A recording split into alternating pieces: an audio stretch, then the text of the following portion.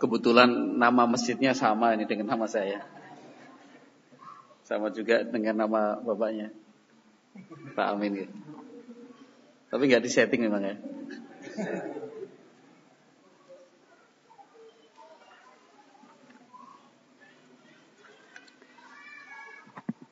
Bismillahirrahmanirrahim. Assalamualaikum warahmatullahi wabarakatuh.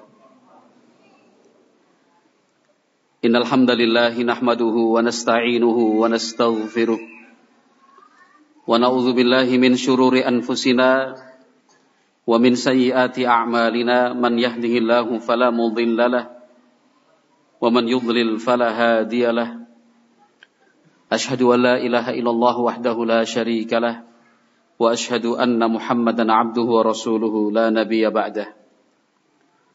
Qala Allahu azza wa jalla fil Qur'anil Karim, ya ayyuhalladzina amanu taqullaha haqqa tuqatih wa la tamutunna illa wa antum muslimun fa inna asdaqal hadithi kitabullah wa khairal huda huda nabiyyina Muhammadin sallallahu alaihi wasallam wa syarrul umur muhdatsatuha fa inna kulla muhdatsatin bid'ah wa kulla bid'atin dhalalah wa kulla dhalalatin finnar.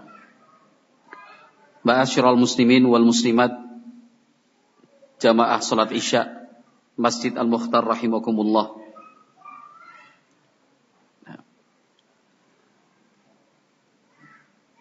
Nabi Muhammad sallallahu alaihi wasallam mengajarkan untuk kita sekaligus memberikan contoh langsung apa yang harus dilakukan oleh seorang hamba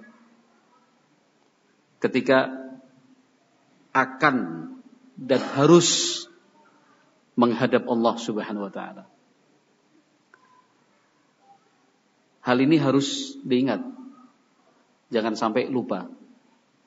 Maka perlu kita saling mengingatkan bahwa tiap-tiap kita semuanya tanpa terkecuali akan kembali kepada Allah, menghadap guna mempertanggungjawabkan apa yang sudah kita perbuat selama hidup di dunia. Kalau untuk urusan dunia saja ada namanya LPJ, laporan pertanggungjawaban. Itu di dunia. Ada yang LPJ-nya sebulan sekali. Ada yang 1 tahun sekali. Ada yang 2 tahun sekali. Ada yang 5 tahun sekali. Itu urusan dunia. Nah, apa yang kita lakukan harus sesuai aturan. Tidak boleh melanggar. Yang kita perbuat harus dilaporkan. Urusan dunia.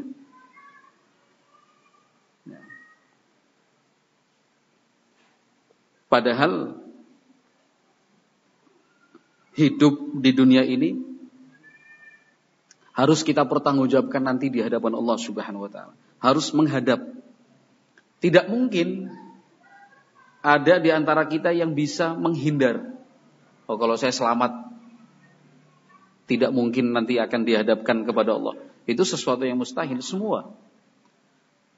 Allah Subhanahu wa taala berfirman, "Wattaqu yauman turja'una fihi ilallah." Allah Subhanahu wa taala berfirman, "Wattaqu," takutlah kalian.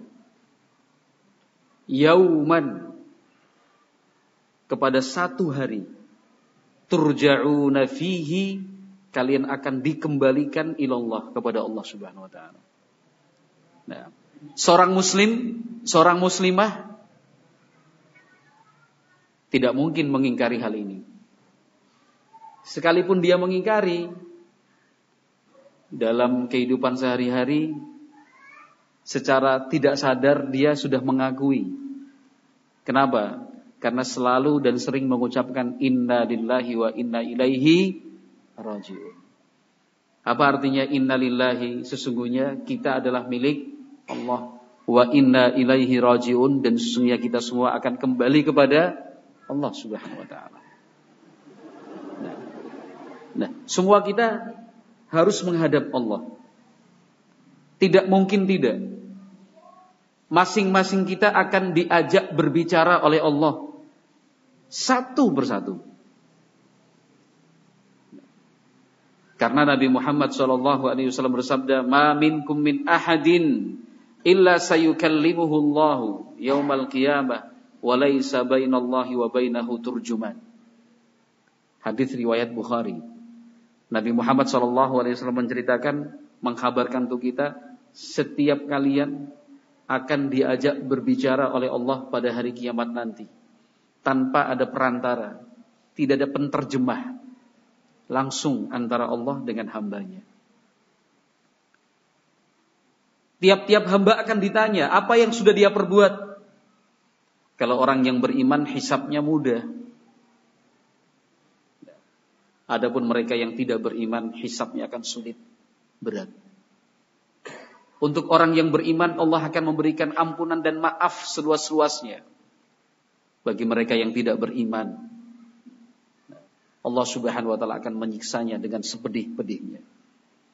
Nah, ini yang perlu kita ingat, ma'asyiral muslimin wal muslimat rahimakumullah. Poin pertama, bahwa kita semua harus menghadap Allah Subhanahu wa taala. Lalu apa yang harus kita persiapkan? Apa yang mesti kita lakukan? Nabi Muhammad SAW sudah memberikan contohnya untuk kita. Caranya bagaimana? Nah. Sementara kita tidak mengetahui kapan panggilan itu datang. Ajal itu tiba, tidak ada yang tahu. Maka persiapannya harus lebih baik. Nabi Muhammad SAW di akhir-akhir masa hidupnya, semakin dekat dengan hari wafat, itu meningkatkan ibadahnya luar biasa. Meningkatkan ibadahnya luar biasa. Ramadan terakhir, bulan Ramadan terakhir, yang dilalui oleh Rasulullah SAW. Karena setelah itu beliau meninggal dunia. Jadi Ramadan tahun terakhir, sebelum Nabi Muhammad SAW meninggal dunia, beliau iktikaf. Iktikaf itu kan berdiam diri di masjid ya, nggak keluar kecuali dalam kondisi darurat. Nah, biasanya Nabi Muhammad SAW itu kalau bulan Ramadan iktikafnya 10 hari. 10 hari. Tahun itu Nabi Muhammad SAW iktikaf selama 20 hari. Ditingkatkan ibadahnya. Tiap tahun di bulan Ramadan Nabi Muhammad SAW mengkhatamkan Al-Quran, belajar, mengulang kembali, membaca Al-Quran di hadapan malaikat Jibril alaihissalam. Itu biasanya setahun sekali pada bulan Ramadan, bulan puasa. Tapi tahun itu berapa kali Nabi Muhammad SAW bertadarus dengan malaikat Jibril? Berapa kali? 2 kali. Nah, ini bukti kalau Nabi Muhammad SAW betul-betul mempersiapkan diri sebaik-baiknya sebelum menghadap Allah Subhanahu wa taala. Ibadahnya ditingkatkan. Nah, pada haji yang dilaksanakan Nabi SAW yang disebut dengan Hajjatul Wada, haji perpisahan. Kan bulan Ramadan, setelah Ramadan bulan apa Pak?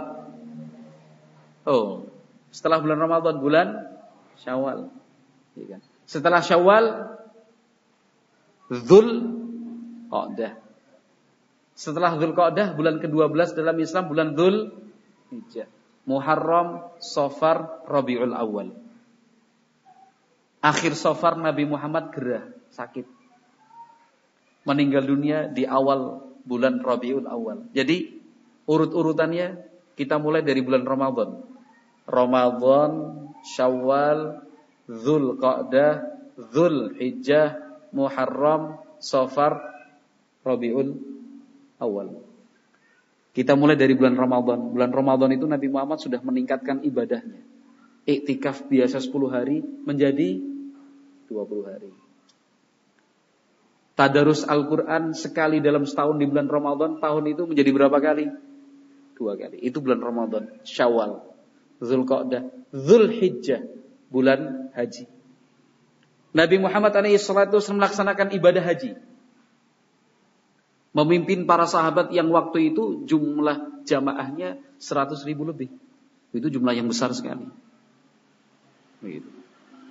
Dalam sebuah kesempatan, Nabi Muhammad SAW menyampaikan kepada sahabat-sahabatnya, kata beliau, inni la adri la'alli la alqakum ba'da 'ami hadza bihadzal mauqifi abadan.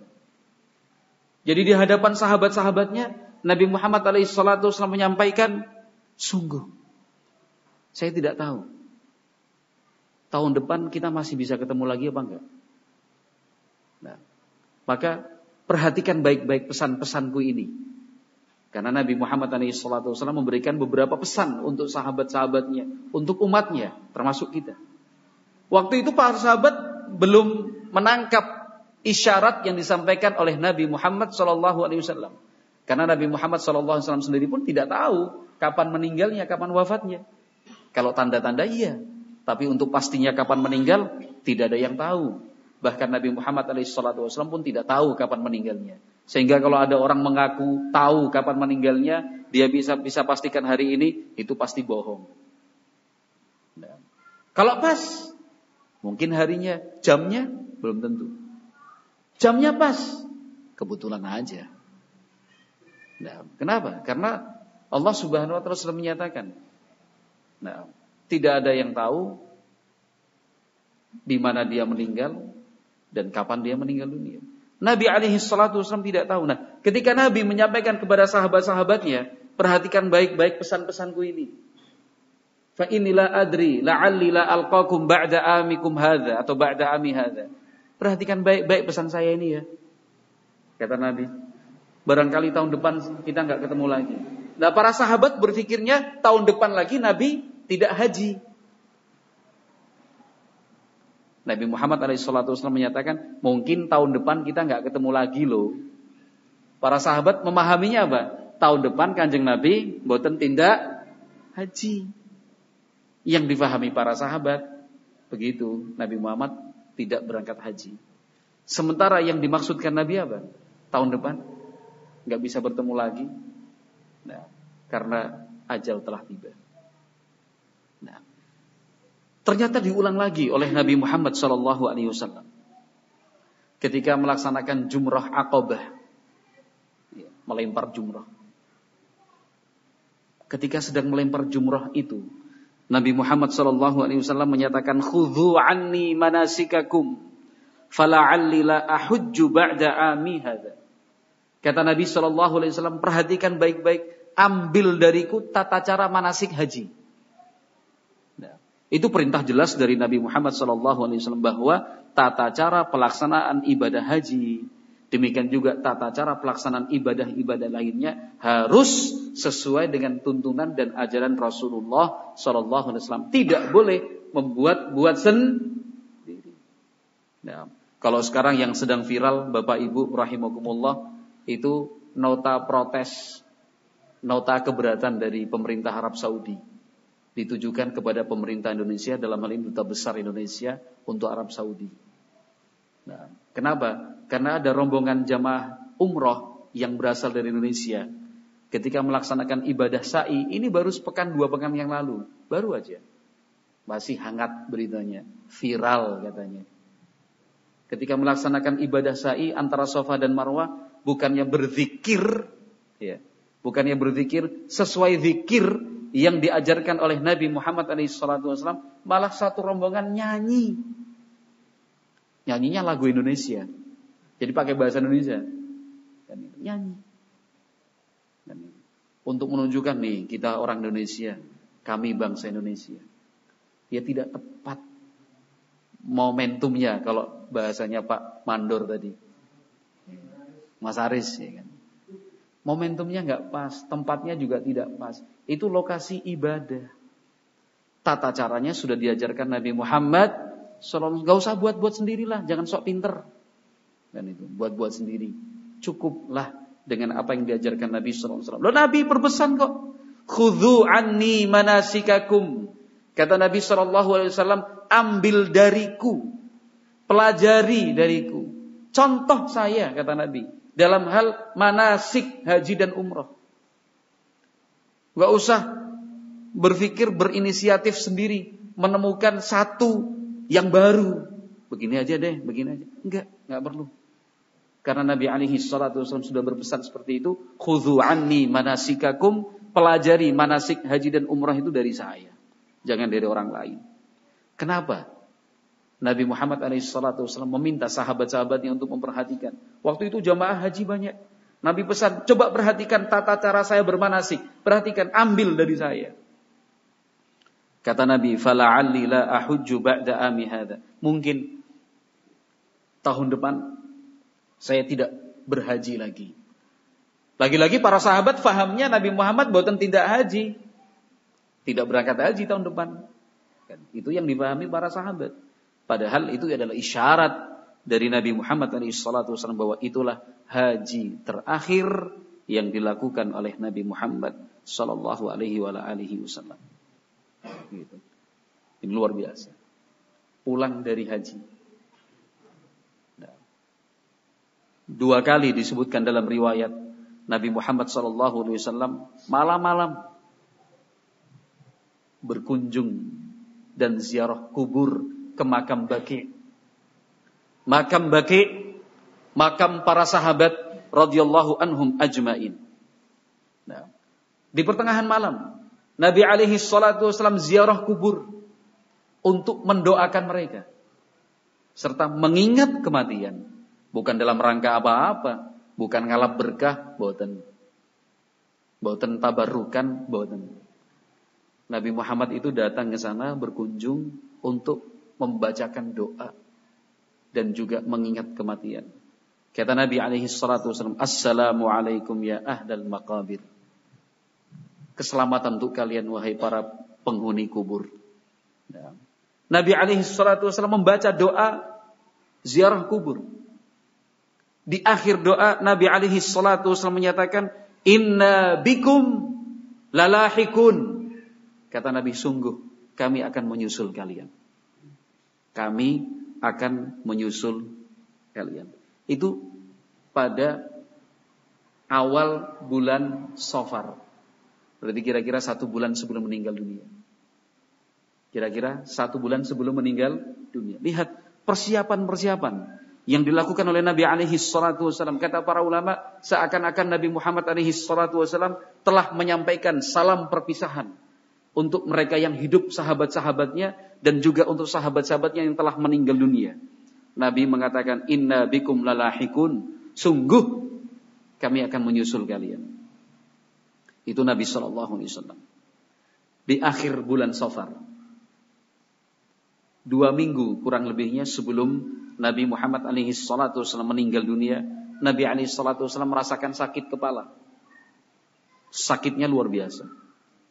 Nah, sampai kemudian beliau istirahat. Kurang lebih 11 hari lamanya Nabi Muhammad SAW memimpin salat berjamaah, menjadi imam. Kurang lebih 11 hari dalam posisi Nabi sakit. 11 hari sakit luar biasa. Nah, sampai kemudian beliau SAW betul-betul tidak mampu untuk memimpin salat menjadi imam. Nah, maka pada minggu yang terakhir Nabi Muhammad SAW mulai merasakan sakit yang luar biasa. Nabi Muhammad sakit. Sakitnya Nabi SAW itu 2 kali lipat dibandingkan sakit yang kita rasakan. Nah, kenapa? Karena pahala yang Allah berikan untuk Nabi juga 2 kali lipat. Jadi kalau sakit jangan mengeluh. Kalau sakit jangan ngadu-ngadu. Aduh. Tidak demikian Nabi Muhammad mengajarkan. Sabar. 2 kali lipat. Loh, ada seorang sahabat menjenguk Nabi, baru pegang telapak tangan kaget kayak kestruput. Ini. Kenapa? Kata sahabat itu, innaka la yu'ak ya Rasulullah. Kanjeng Nabi, panjenengan kok panas sekali. Jadi pegang itu dikiranya orang biasa gitu. Pegang tangannya gini, menjenguk orang sakit lah, pegang begini. Tapi karena panasnya luar biasa kaget, Ya seperti kita kalau misalkan megang sesuatu yang kita tidak tahu kalau itu panas, pas megang kan kaget juga kan. Waduh, misalkan ada di antara kita belum pernah makan sate hot plate. Apa itu hot plate? Mas Qasim tahu nggak? Nggak tahu. Kok Pak Amin tahu? Hot plate itu sate atau makanan apa aja namanya hot plate. Hot panas, plate itu tempatnya. Jadi batu dibuat kayak mangkok gitu, kayak piring. Itu nanti makanan di situ. Daging-dagingan segala macam dimasukkan situ, selesai dibakar dimasukkan di situ. Jadi panasnya awet. Panasnya itu awet. Biasanya batu gunung, batu hitam itu. Supaya apa? Satenya tahan panas. Panasnya tahan. Orang kalau nggak paham, pas disodorkan gini biasanya di bawahnya itu ada kayunya gitu. Kalau orang yang paham yang dipegang kayunya. Yang nggak paham jelek begitu. Panas itu ya, panas lah. Kurang lebih begitu. Ketika ada sahabat datang menjenguk Nabi Muhammad sallallahu alaihi wasallam, pegang, panas. Gitu. Iya, kata Nabi alaihi salatu wasallam, saya mengalami demam panas itu 2 kali lipat dari panas yang kalian rasakan. Jadi kalau kita sakit belum ada apa-apanya kalau dibandingkan sakit yang dirasakan oleh Nabi Muhammad sallallahu alaihi wasallam. Nah, ketika sakit itu bertambah parah minggu yang terakhir, Nabi alaihi salatu wasallam bertanya, "Aina ana ghadan? Aina ana ghadan? Aina ana ghadan?" Kata Nabi sallallahu alaihi wasallam, "Besok saya di mana? Giliran saya besok siapa?" Karena istrinya Nabi sallallahu alaihi wasallam lebih dari satu. Dan beliau bersikap adil, menggilir istrinya. Hari ini buat Aisyah radhiyallahu anha, hari berikutnya buat Juwairiyah radhiyallahu anha, hari berikutnya buat Safiyah, hari berikutnya buat Zainab, hari berikutnya Ummu Salamah, hari berikutnya terus begitu. Nah, Hafsah radhiyallahu anha, ummahatul mukminin. Jadi digilir. Nah, Nabi ketika sakit panas itu tanya, besok giliran siapa? Besok giliran siapa? Istri-istri Nabi faham. Kenapa Nabi Muhammad SAW, suami mereka ini bertanya-tanya, besok gilirannya siapa?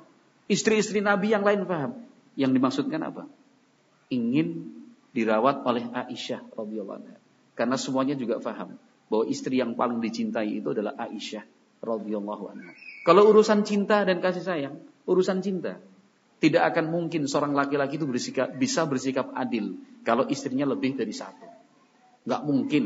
Allah menyatakan walan tastati'u an ta'dilu bainan nisa'i walau harastum. Surat An-Nisa. Kalian tidak akan mungkin mampu bersikap adil terhadap istri-istrimu.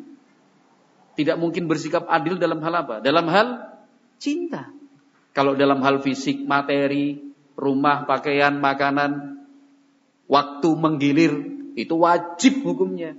Kenapa? Karena memungkinkan untuk dilakukan. Tapi kalau cinta, nggak bisa. Itu nggak bisa dibohongi. Istri-istri Nabi yang lain faham. Maka mereka, istri-istri Nabi radhiyallahu anhunna ajmain, menyerahkan kepada Nabi Muhammad sallallahu alaihi wasallam, terserah kepada beliau. Besok akan dirawat di mana? Akhirnya Nabi Muhammad SAW dipapah. Dipapah oleh 2 orang sahabat, Al-Fadl Ibn Abbas, sepupu, dan Ali bin Abi Thalib, sepupu. 2 orang dipapah. Person nggih, dipapah itu ya. Kanan kiri dibawa. Nabi Muhammad di tengah. Yang satu Ali bin Abi Thalib, menantunya, yang satu sepupunya. Al-Fadl bin Abbas radhiyallahu ta'ala anhu. Itu berat, sakit sekali. Sampai apa? Kedua kaki Nabi sallallahu alaihi wasallam menyeret. Sudah tidak mampu lagi berdiri, menahan tubuhnya. Kenapa? Saking sakit dibawa gini. Dibawa ke rumah Aisyah radhiyallahu ta'ala anha. Nah, di sana Nabi Muhammad alaihi salatu wasallam dirawat. Yang merawat adalah Aisyah radhiyallahu anha. Ma'asyiral muslimin wal muslimat rahimakumullah, 5 hari sebelum meninggal dunia, Nabi Muhammad SAW semakin merasakan panas di tubuhnya. Sampai-sampai Nabi mengatakan, hariku alayya sab'a kirabin min abarin syatta. Kata Nabi SAW, tolong siram saya dengan air. tolong siram saya dengan air. Itu kenapa? Karena saking panasnya. Nah, demam tinggi. Nabi mengatakan, siram saya dengan air. Siram saya dengan air. Nah, setelah itu, ketika panas tubuh sudah mulai turun, Nabi Muhammad alaihi salatu wassalam mengatakan, hasbukum, hasbukum. Cukup. Sudah merasa segar. Ya, disiram air. Segar. Nabi Muhammad alaihi salatu wassalam merasa nyaman. Beliau kemudian masuk masjid. Nah, itu dalam posisi kepala beliau sallallahu alaihi wasallam sudah diikat dengan kain yang dibasahi air. Kalau kita bilangnya apa? Kompres. Dikompres. Dingin. Kemudian Nabi alaihi salatu wasallam duduk di atas mimbar menyampaikan ceramah. Kaum muslimin, para sahabat waktu itu kumpul semua. Kumpul. Mendengarkan isi ceramah Nabi Muhammad sallallahu alaihi wasallam. Dan di antara yang disampaikan Nabi Muhammad alaihi salatu wassalam saat itu, 5 hari sebelum meninggal dunia. Perhatikan. 5 hari sebelum meninggal dunia, Nabi alaihi salatu wassalam menyatakan, la'natullah 'alal yahudi wan nasara ittakhadhu qubur anbiya'ihim masajid. Nabi alaihi salatu wassalam menyampaikan dalam khutbah itu dalam posisi sakit, Bapak Ibu. Sakit, betul-betul sakit. Sudah digambarkan tadi sebelum ke masjid, Nabi alaihi salatu wassalam minta disiram air sebanyak 7 kali siraman. Nabi alaihi salatu wassalam menyatakan, Allah melaknat orang-orang Yahudi, orang-orang Nasrani, dikarenakan menjadikan kuburan para nabi itu sebagai masjid tempat ibadah. Karena dalam Islam, kuburan tidak bisa dijadikan satu dengan masjid, tempat ibadah. Kuburan ya kuburan, masjid ya masjid, sendiri, pisah. Gak boleh di satu tempat kuburan ya masjid, tempat ibadah untuk sholat, membaca Al-Quran, zikir, doa secara khusus di sana. Gak boleh. Lihat, 5 hari sebelum meninggal dunia, Nabi alaihi salatu wasallam menyatakan, laknatullah 'alal yahud wan nasara. Allah melaknat orang Yahudi, orang Nasrani. Kenapa? Menjadikan kuburan para nabi itu sebagai masjid tempat ibadah, yang kemudian ditiru oleh banyak orang. Nah, mereka-mereka yang dianggap punya ilmu, punya karamah, dikuburkan di satu tempat. Setelah itu dibangunkan masjid di sana.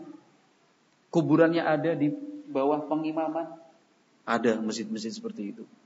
Ada yang di sebelah pojok kanan, sebelah pojok kiri. Ada yang di tengah, ada yang di teras.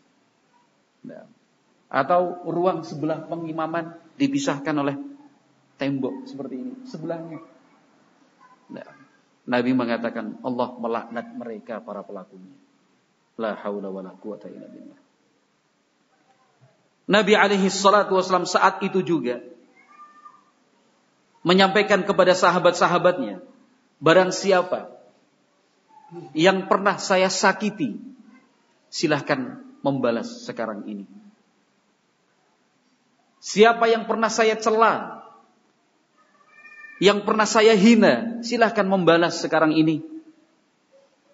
Nah, dan barang siapa yang masih punya hak belum saya tunaikan, kita selesaikan sekarang. Itu dengan berani Nabi Muhammad SAW dengan gagah perwira, nah, siap untuk menyelesaikan semua masalah. Bukan lari dari kenyataan, bukan sembunyi, bukan. Beliau SAW mengajarkan kepada kita untuk tidak takut menyelesaikan masalah. Kalau memang kita pernah berbuat salah, datang minta maaf. Kalau kita memang punya utang piutang dalam hal muamalah, temui, akui, ya saya punya utang. Itu ajaran dari Nabi Muhammad SAW. Yang pernah dipukul, balas sekarang, kata Nabi SAW. Man kuntu jalattu lahu dhahran, fahadha dhahri falyastakid minhu. Kata Nabi alaihi salatu wasallam, memberikan contoh, barang siapa yang pernah saya pukul punggungnya, silahkan, ini punggung saya, balas. Wa man kuntu syatamtu lahu 'ardan fahadha 'irdi falyastakid minhu. Orang yang pernah saya rendahkan, yang pernah saya hina kehormatan dan harga dirinya, silahkan sekarang balas. Sampai kemudian ada seorang sahabat mengatakan, Anda punya utang sama saya wahai Rasulullah. Berapa? Bayar wahai Fadl.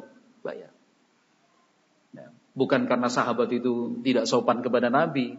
Masa utang sama Nabi Muhammad utang aja terus diminta minta dilunasi. Nabi kok harusnya kan dimaafkan. Bukan, karena Nabi yang memerintahkan. Dalam rangka Nabi Muhammad SAW memberikan contoh untuk kita. Jadi intinya apa kalau kita kaitkan dengan pembukaan tadi? Nabi Muhammad SAW mengajarkan untuk kita mempersiapkan diri sebaik-baiknya sebelum menghadap Allah. Bersih. Pada hari kiamat nanti tidak ada lagi urusan dengan orang. Tidak ada lagi kisos. Kenapa? Sudah diselesaikan di dunia. Kalau diselesaikan di dunia selesai, alhamdulillah. Jangan sampai nanti diselesaikan di akhirat, ditunda. Kita lari dari kenyataan, kita sembunyi, kita takut. Jangan. Selesaikan di dunia. Urusan-urusan kita antar sesama. Kenapa? Karena kalau di akhirat nanti berat. Cara penyelesaiannya berbeda dengan cara penyelesaian di dunia. Kalau cara penyelesaian di dunia, ya mungkin dengan denda, ganti rugi, uang, mungkin kita malu. Orang akan menghina kita karena akhirnya kita mau mengakui kesalahan. Nah, itu jauh lebih ringan dibandingkan hari kiamat nanti. Nah, yang oleh Nabi SAW dikatakan orangnya bangkrut, pailit. Kenapa? Orangnya rajin ibadah, sholat gak pernah telat, paling depan safnya. Jangankan sholat wajib, sholat sunnah dijaga. Puasa juga demikian, seperti itu dia lakukan, dia jaga. Bukan cuma puasa di bulan Ramadan, puasa sunnah. Senin Kamis, puasa Daud, puasa pertengahan bulan seperti hari-hari ini. Luar biasa, sedekah infaknya top, nomor 1 udah. Gak ada yang bisa ngalahin dia. Ibadahnya luar biasa. Tapi pada saat yang sama, Bapak Ibu rahimakumullah, sahabat kita tadi yang rajin ibadah, ibadahnya diterima oleh Allah. Ibadahnya sah. Ibadahnya diterima. Ibadahnya bagus. Sesuai dengan tuntunan agama. Tapi pada saat yang sama ternyata apa? Dia sering dan banyak menyakiti orang, menzalimi orang lain. Kata Nabi SAW, waqad syatama hadza. Di dunia dia suka mencaci dan mencela. Waqad daraba hadza. Di dunia dia suka memukul orang dengan fisik, menendang. Wa akhadha mala hadza, dia ambil harta milik orang. Wa safaka dama hadza, dia tumpahkan darah orang lain, dia melakukan pembunuhan. Ada loh orang itu rajin ibadah tapi nyuwun sewu, mulutnya enggak bisa dijaga. Kalau ngomong nyelekit itu apa? Seringnya menyakiti. Ngomongnya pahit pokoknya, kecut kalau ngomong itu. Tapi rajin ibadah. Muadzin mungkin sebelum orang datang dia udah datang duluan. Tapi kalau ngomong, Masya Allah, menyakitkan hati, menusuk, gitu, menghina. Ada yang seperti itu. Nah, pada hari kiamat nanti akan ada perhitungan karena belum diselesaikan di dunia. Orang-orang yang disakiti, yang dia zalimi, yang dia cela, dia maki, dia hina, dia pukul, dia rugikan, dia bohongin, yang dia curi, dia ambil hartanya padahal bukan milik dia, harta milik orang lain. Itu nanti pada hari kiamat dikumpulkan jadi satu. Mereka akan menuntut balas. Hari itu gak ada apa-apa. Yang bisa digunakan untuk membayar dan melunasi kesalahan-kesalahan itu apa? Pahala-pahala dia. Pahalanya kasih sama ini, pahalanya dikasih sama ini, pahalanya banyak orang dia sakiti, banyak orang dia zalimi, pahalanya habis pahalanya. Jadi sholatnya cuma capek, puasanya cuma haus, lapar, berpahala, tapi pahalanya ternyata dikasihkan buat orang lain. Nah, sebelum itu terjadi, ma'asyiral muslimin wal muslimat rahimakumullah, alangkah baiknya kita selesaikan di dunia aja lah, dengan cara yang terbaik. Apapun risikonya. Yang pernah mencuri, yang pernah merampok, yang pernah mengambil barang merek orang lain, kembalikan. Nah, walaupun akhirnya, rugi dong saya, ya kembalikan.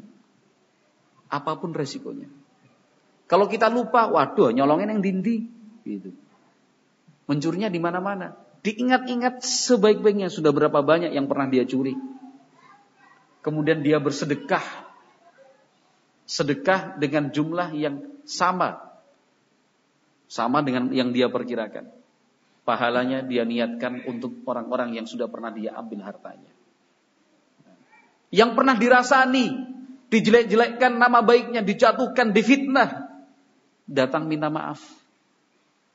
Kalau itu di tempat umum. Kalau di tempat yang tersembunyi, orang yang dirasani nggak tahu, sebagian ulama mengatakan tidak perlu mendatangi untuk memberitahu, Mas, saya dulu yang jelek-jelekkan jenengan. Sebagian ulama mengatakan tidak perlu. Nah, cukup dia sesering mungkin memintakan ampunan, mendoakan kebaikan untuk orang yang pernah dia rasani itu. Cukup di situ. Nah, dan pendapat ini cukup kuat. Intinya apa? Intinya sebisa mungkin kita pada saat menghadap Allah nanti itu dalam keadaan sudah bersih, tidak punya tanggungan apa-apa, tidak ada masalah dengan orang lain, selesai. Ini dicontohkan oleh Nabi SAW, ya kan? Itu dalam situasi sakit loh ya, sakit luar biasa. Sampai Nabi minta siram, panas, siram. Selesai disiram, Nabi SAW menuju masjid karena rumah beliau dekat dengan masjid. Para sahabat dikumpulkan. Di antara yang disampaikan Nabi waktu itu, yang pernah saya sakiti, ayo balas sekarang. Luar biasa. Itu dilakukan oleh Nabi Muhammad SAW. Saat itu juga, ma'asyiral muslimin wal muslimat rahimakumullah, Nabi SAW menyampaikan, inna abdan khayyarahullahu an yu'tiyahu min zahratid dunya ma sya'a wa bainama indahu fakhtara ma indah. Ini dalam kondisi sakit, Nabi SAW menyampaikan kepada sahabat-sahabatnya, sahabat-sahabatku, ada orang diberi dua pilihan. Pilihan pertama, Allah memberikan untuknya kesenangan-kesenangan dunia seperti yang dia maukan. Pilihan yang kedua, kenikmatan yang Allah janjikan di sisinya. Orang tadi, kata Nabi, orang tadi lebih memilih kenikmatan yang dijanjikan Allah di sisinya. Abu Bakar nangis. Sahabat-sahabat yang lain, ki wong tuwa ki ngopo kok nangis? Bukan cuma menangis, sahabat Abu Bakar mengatakan, fadainaka bi abaina wa ummahatina. Wahai Rasulullah, kami tebus Anda dengan orang tua kami. Yang penting Anda untuk kami. Nah, Anda lebih berharga. Anda lebih kami cintai dibandingkan orang tua kami sendiri. Itu saking tingginya iman sahabat Abu Bakar As-Siddiq radhiyallahu anhu. Para sahabat mengatakan fa'ajibna lahu. Kami itu heran-heran sama Abu Bakar. Ngapain ngomong seperti itu? Oh, Nabi cuma cerita. Ada orang dikasih pilihan. Hidup di dunia dengan senang atau memilih sisi Allah Subhanahu wa taala. Orang itu memilih apa yang Allah janjikan di sisinya. Itu aja kok nangis. Ngapain nangis? Itu kalau bahasa kita. Ternyata memang kata sahabat yang meriwayatkan hadis dalam riwayat Bukhari mengatakan, fakana Rasulullah wal mukhayyar. Ternyata waktu itu yang dimaksud hamba atau orang yang diberi pilihan itu adalah siapa? Rasulullah sendiri. Maka kami pun sadar bahwa Abu Bakar adalah orang yang paling alim di antara kami. Orang yang paling tinggi ilmunya. Kenapa? Karena bisa memahami dan menangkap apa yang disampaikan Nabi SAW. Ma'asyiral muslimin wal muslimat rahimakumullah. Nah, terus hari berikutnya. Nah, sampai pada hari yang terakhir. Hari Nabi Muhammad SAW meninggal dunia. Wafat. Nah, jadi beliau tadi kita sudah sebutkan sakit berapa hari sampai meninggal dunia, kurang lebih 2 minggu. Itu hari terakhir, hari Senin, sholat subuh. Beberapa hari Sebelumnya yang menjadi imam sholat itu Abu Bakar As-Siddiq. Karena Nabi Muhammad SAW tidak lagi mampu untuk memimpin sholat. Sakitnya bertambah parah. Nah, yang memimpin sholat subuh siapa? Sahabat Abu Bakar. Di belakang sahabat banyak sekali. Nah, rumah Nabi SAW itu berdampingan dengan masjid, satu tembok dengan masjid.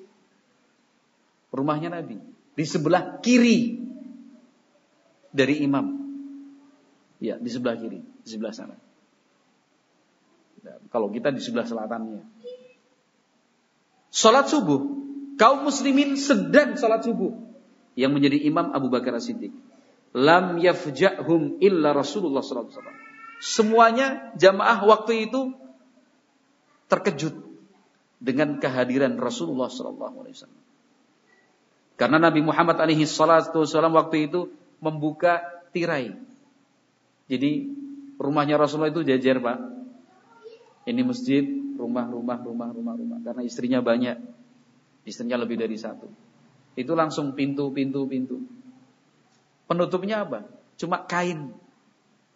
Saking sederhananya Rasulullah sallallahu alaihi wasallam. Ada pintu yang lain tentunya. Pintu yang ke masjid itu bukan satu-satunya pintu. Masih ada pintu yang lain. Tapi Nabi Muhammad punya akses langsung ke masjid.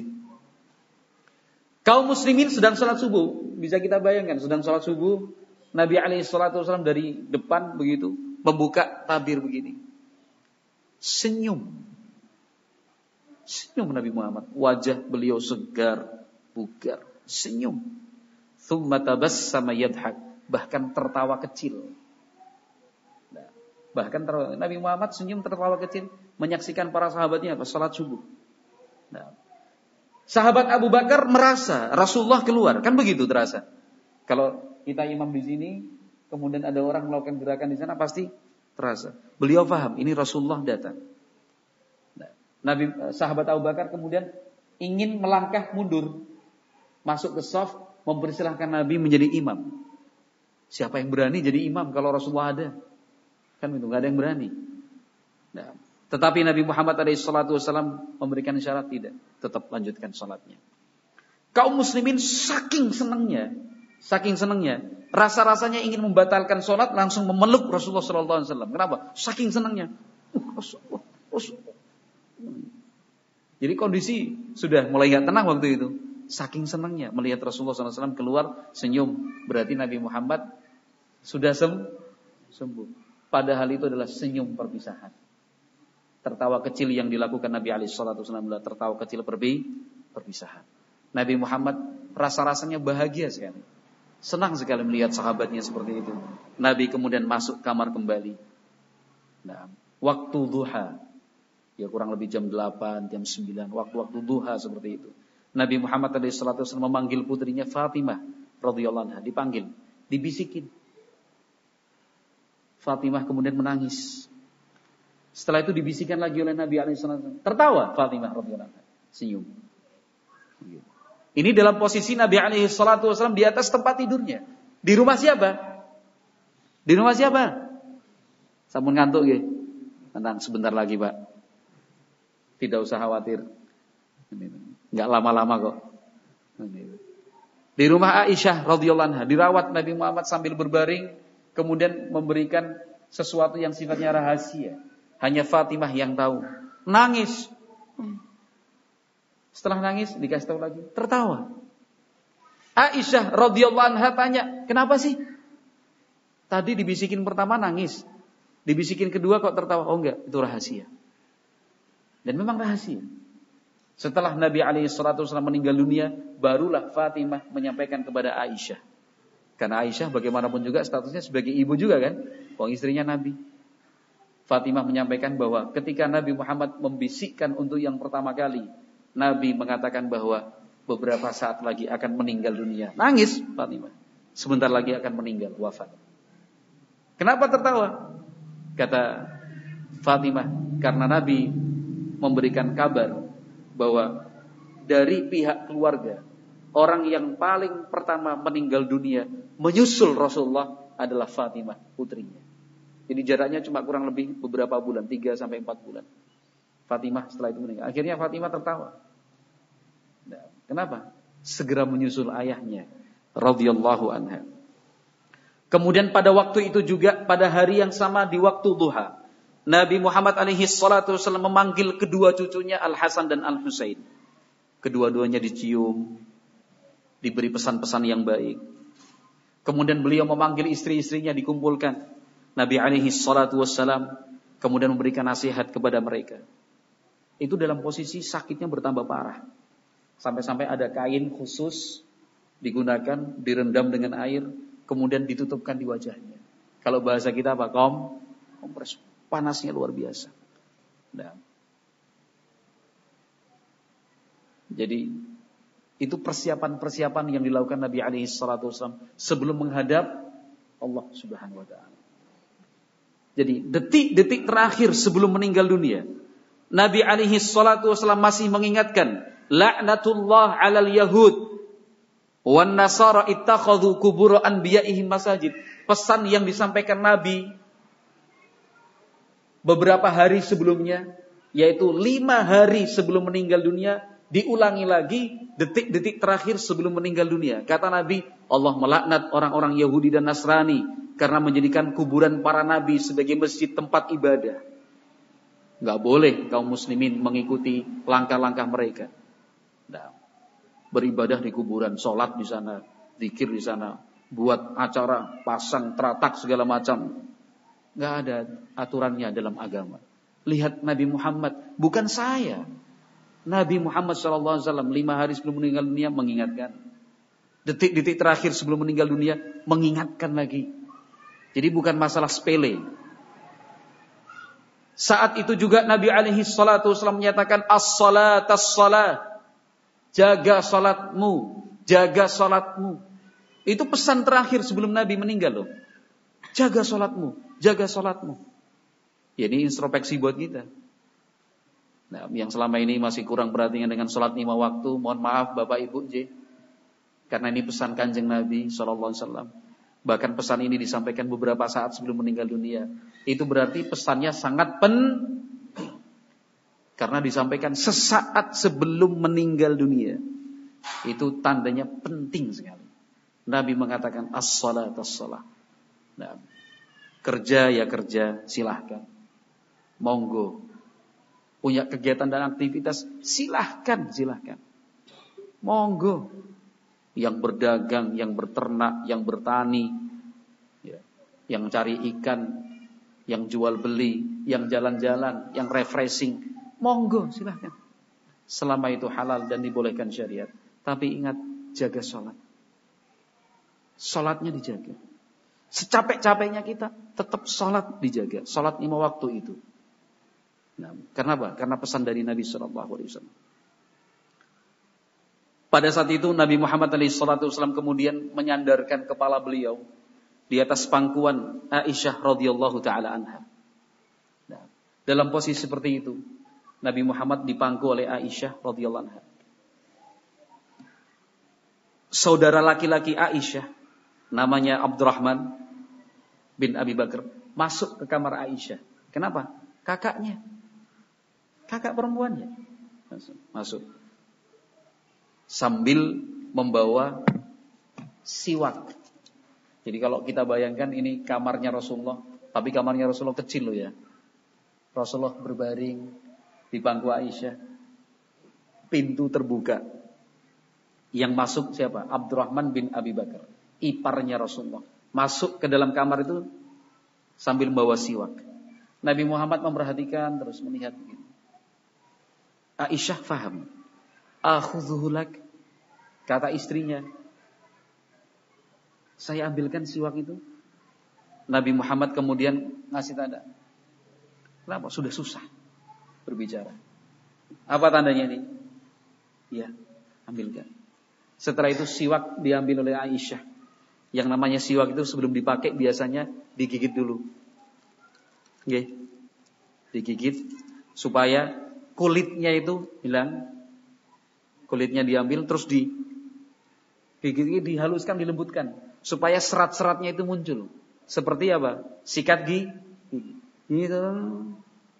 Udah lembut, diserahkan kepada Nabi SAW. Nabi kemudian bersiwak. Kata Aisyah, tidak pernah saya melihat Nabi Muhammad SAW bersiwak seperti itu. Saking bersihnya, saking rapinya, betul-betul luar biasa bersiwak. Nah, luar biasa kan? Ini mempersiapkan diri sebelum meninggal dunia, sebelum menghadap Allah bersih, badannya bersih, urusan dengan orang lain bersih, utang piutang selesai, ibadahnya ditingkatkan. Kata Nabi sallallahu alaihi wasallam saat itu setelah bersiwak, la ilaha illallah, innalil mauti sakarat. Kata Nabi sallallahu alaihi wasallam, la ilaha illallah, sesungguhnya kematian itu mengalami sakarat. Sakarat itu apa? Masa-masa yang paling sulit sebelum meninggal dunia. Setiap orang akan merasakan seperti ini, yang kita sebut dengan sakaratul maut. Sakaratul maut. Nah, selesai bersiwak, Nabi mengatakan la ilaha illallah, la ilaha illallah. Kemudian Nabi alaihi salatu wasallam mengangkat jarinya ke arah langit sambil berbaring ya, ke arah langit. Wa syakhasa basarahu nahwa as-saqfi. Nabi alaihi salatu wasallam memandang ke arah atas, ke arah langit. Kemudian kedua bibirnya bergerak sallallahu alaihi wasallam. Karena saking lirihnya, Aisyah kemudian mendekat mendengarkan. Kata Nabi sallallahu alaihi wasallam waktu itu, ma'al ladzina an'amta 'alaihim minan nabiyyin wasiddiqin wasyuhada'i wassalihin. Allahumma ighfirli warhamni wa alhiqni birrafiqil a'la. Allahumma ar-rafiqal a'la. Di akhir hidup Nabi alaihi salatu wasallam menyatakan, ya Allah, aku ingin digabungkan bersama orang-orang yang Engkau beri nikmat kepada mereka, para nabi, siddiqin, syuhada dan orang-orang saleh. Ya Allah, ampuni saya. Ya Allah, rahmati saya. Ya Allah, gabungkan saya dengan tempat yang tertinggi di sana. Ya Allah, aku ingin tempat yang paling tertinggi di sana. Itu diulang-ulang oleh Nabi alaihi salatu wasallam. Angkat tangan begini, la ilaha illallah ar-rafiqul a'la. Terus diulang-ulang sampai malat yaduh, sampai tangannya turun, wafat sallallahu alaihi wa alihi wasallam. Nah, ma'asyiral muslimin wal muslimat rahimakumullah, dari cerita singkat ini yang terpenting adalah satu, kita harus mencontoh Nabi Muhammad sallallahu alaihi wasallam, yaitu mempersiapkan diri sebelum menghadap Allah Subhanahu wa taala. Kalau masing-masing kita sekarang ditanya, sudah siapkan menghadap Allah? Saya kira belum ada yang siap malam hari ini. Leres napa mboten? Leres, saya itu leres nggih. Misalkan sudah siap menghadap Allah, dereng siap. Ngibadahe nggih kados pripun nggih? Ya kados begini. Ya kan? Nabi Muhammad meningkatkan ibadahnya sebelum meninggal dunia. Oh, kan Nabi kan tahu kapan meninggalnya. Lah Nabi yang tahu kapan meninggalnya aja meningkatkan amal ibadah, apalagi kita. Mungkin kita besok, barangkali lusa. Kan begitu. Ibadahnya ditingkatkan. Setelah itu apa? Masalah dengan orang lain diselesaikan. Saya yakin banyak dari kita sekarang masih punya banyak masalah dengan orang lain. Benar enggak Mas Qasim? Kan gitu. Yang ini masih enggak omong-omongan. Cetungan. Ya kan, udah tahun-tahun lagi, bukan cuma sehari dua hari, diem-dieman. Yang ini pernah punya masalah usaha dan bisnis belum selesai, ya kan. Yang ini urusan utang piutang, yang ini urusan sakit hati, yang ini urusan dikecewakan, yang ini dibohongin. Belum selesai urusan kita dengan orang lain, belum siap kita, belum siap. Nah, Nabi Muhammad SAW mempersiapkan diri sebaik-baiknya. Demikian juga Nabi sesaat sebelum meninggal dunia betul-betul mempersiapkan diri, bersih, bersiwak. Kenapa? Akan menghadap Allah. Kita mau kondangan aja bersihnya luar biasa. Kondangan Pak, kondangan. Padahal cuma undangan biasa, bukan undangan VIP. Undangan biasa, top. Orang nggak ngira ini petani biasa dari petanahan. Ini orang kaya dari mana? Kenapa? Bajunya rapi sekali, klimis. Sepatunya keluar setahun mungkin 4 kali. Idul Fitri, Idul Adha, mantu anaknya sama ngunduh mantu. Berikutnya kondangan, klimis sekali, orang wong endi ya. Orang pada nggak paham, ini ternyata petani biasa. Kenapa? Saking klinisnya. Itu urusan. Apalagi menghadap Allah Subhanahu wa taala. Walillahil matsalul a'la. Sebaik-baiknya kita persiapkan.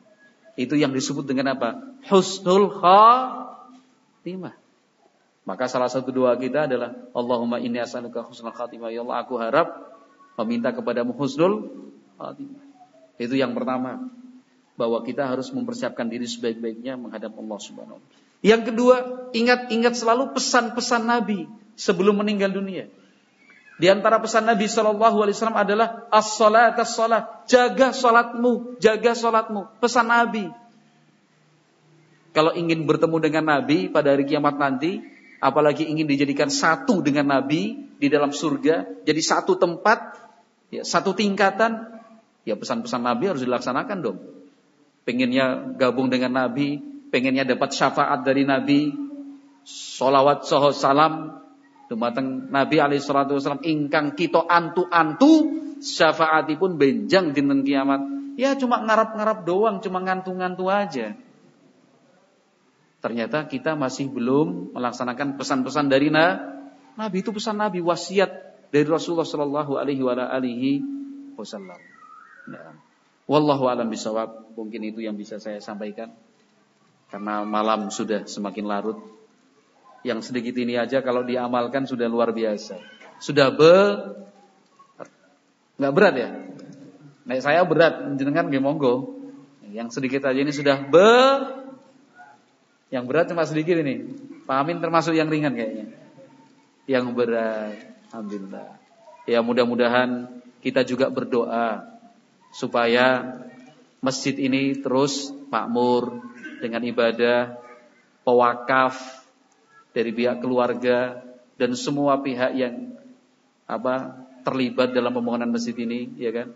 Sampai kemudian bisa diselenggarakan kegiatan-kegiatan seperti ini juga mendapatkan pahala yang sebaik-baiknya, pahala yang sebanyak-banyaknya. Demikian juga panjenengan yang hadir, masyarakat di sini, mudah-mudahan kegiatan seperti ini bisa meningkatkan iman dan takwa. Karena dengan iman dan takwa Allah akan turunkan apa? Berkahnya. Allah berfirman, "Walau anna ahlal qura amanu wattaqau la fatahna 'alaihim barakatin minas sama'i wal ardi." Seandainya penduduk suatu negeri beriman dan bertakwa, kata Allah dalam firman-Nya, akan kami bukakan untuk mereka pintu-pintu berkah. Berkah akan tercurah dari langit, dari bawah bumi. Berkah, sukses, selamat gitu. Wallahu alam bishawab. Mudah-mudahan bermanfaat.